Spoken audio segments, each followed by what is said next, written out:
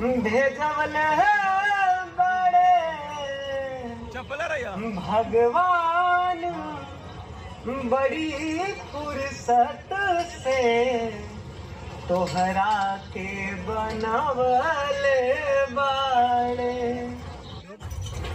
ए जी हरिहर साड़ी तक लिए दहनी, हरिहर चूड़ियों किन नदी ऊपर से नीचे ले हरी हरी नजर आई। ढेर हरी हरी बन के घूमे नु गांव टोला में ढेर साल घूमे सन, एक ही बार में चल दिए कि खत्म हो जाएगी।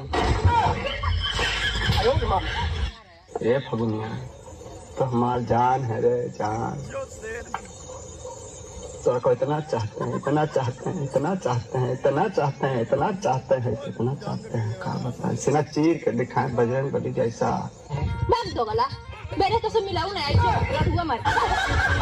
इसावनी सुन ना, इसावनी सुन ना। बात नहीं करनी मुझे तुमसे, कुछ हो जाता मुझे तो तू क्यों छुपी लेकर चिपकी रहती जब देखो तो मुझसे? क्योंकि मैं तुमसे प्यार करती हूँ। तुम मुझसे प्यार करती है सावनी? हाँ। मुझसे? हाँ।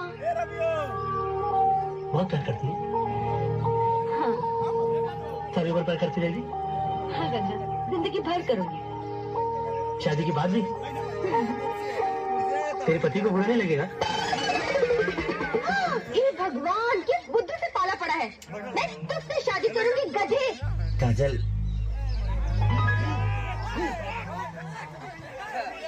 कहा है ना कि हम तो उससे बहुत प्यार करेंगे। I love you. I love you.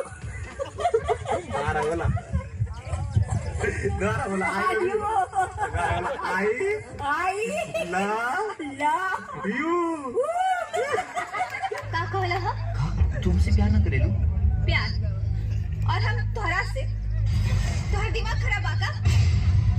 तो अब तक ले जोन चला चला वो प्यार ना तक तोहरा जैसी लड़का की ये सबसे बड़ा प्रॉब्लम होला। कहा दो बेर हंस के बात का कर लेवे, सर पर प्यार के भूत सवार हो जाला। हाथ छोड़ हमार। ये बदन पर कपड़ा चपरासी के जरूर बले कि राजा के दिल के रानी तुम ही बाड़ू। हम कहतानी हाथ छोड़ो हमार। काजल हमसे ज्यादा प्यार तो के क्यों नहीं कर सकत? नहीं करती मैं तुमसे मोहब्बत, जबरदस्ती करूं क्या? नफरत है मुझे तुमसे, नफरत। तुम्हारे वजूद से, तुम्हारी हर सांस से नफरत है मुझे। मोदी में लागल बारोंडी से साले मारो तर रोंडी से प्यार कर पता ना क्यों?